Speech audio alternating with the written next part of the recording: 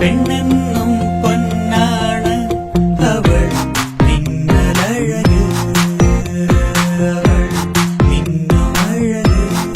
നീയാണ് സ്വർണം, നിനക്കാണ് തിളക്കം. പട്ടികജാതി ക്ഷേമസമിതിയുടെ നേതൃത്വത്തിൽ പട്ടാമ്പിയിൽ പന്തംകുളത്തി പ്രകടനം.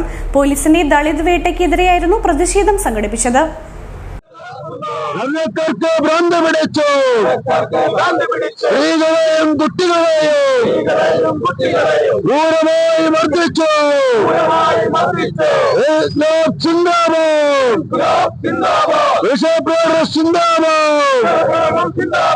എന്തൊരു ഇതെന്തു നീതി, ഇതെന്തു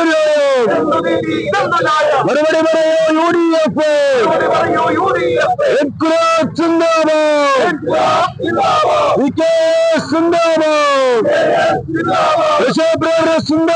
എറണാകുളം മലയിടം തുരുത്തിൽ കുടിയൊഴിപ്പിക്കലിന്റെ മറവിൽ പോലീസ് നടത്തിയ ദളിത് വേട്ടയ്ക്കെതിരെയാണ് പട്ടികജാതി ക്ഷേമ സമിതി നേതൃത്വത്തിൽ പട്ടാമ്പിയിൽ പന്തംകുളത്തി പ്രകടനം നടത്തിയത്.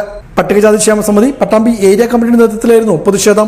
ഏരിയ സെക്രട്ടറി പി ഷൺമുഖൻ പ്രതിഷേധ യോഗം ഉദ്ഘാടനം ചെയ്തു. എറണാകുളം ജില്ലയിലെ കുന്നത്തനാട് മണ്ഡലത്തിൽ പരിയത്തുകാവ് എന്ന് പറയുന്ന ഉന്നതിയിൽ ഏകദേശം 8ഓളം കുടുംബങ്ങളാണ് ആ ഉന്നതിയിൽ ഇപ്പോ ജീവിച്ചു വരുന്നത്. 100-150 വർഷക്കാലം പഴക്കമുണ്ട് ആ കുടുംബങ്ങൾക്ക്. നിരവധി തലമുറ അവിടെ ജീവിച്ചു മരിച്ചതാണ്.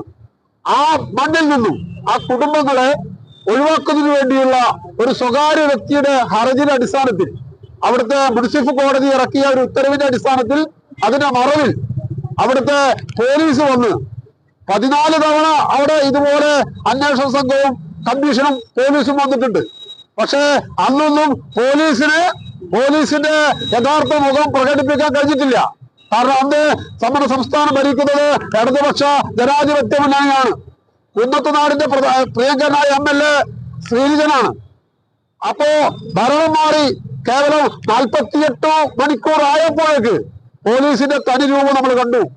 അവിടെ ആ 8 കുടുംബങ്ങളെ കുടിയിറക്കി വിടുന്നതിന് വേണ്ടി വലിയ പോലീസ് സന്നാഹമായി അവിടെ വരികയും വലിയ രൂപത്തിലുള്ള പ്രതിരോധം അവിടുത്തെ പൊതുപ്രസ്ഥാനം CPIM-ഉം അതുപോലെ തന്നെ പട്ടികക്ഷേമ സമിതിയും കർഷക തൊഴിലാളി യൂണിയൻ പോലെയുള്ള സംഘടന അതിശക്തമായി പ്രതിഷേധിച്ചതിന്റെ ഭാഗമായി അന്നത്തെ നടപടിയൊന്നും പുറകോട്ട് പോവുകയാണുണ്ടായത്.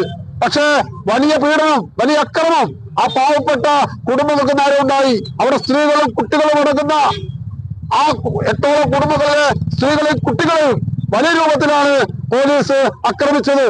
ഏരിയ പ്രസിഡന്റ് AK ഉണ്ണികൃഷ്ണൻ അധ്യക്ഷനായി. ജില്ലാ കമ്മിറ്റി അംഗം T Shaji, area treasurer T Krishnadas, EV Sivasankaran എന്നിവർ പങ്കെടുത്ത് സംസാരിച്ചു.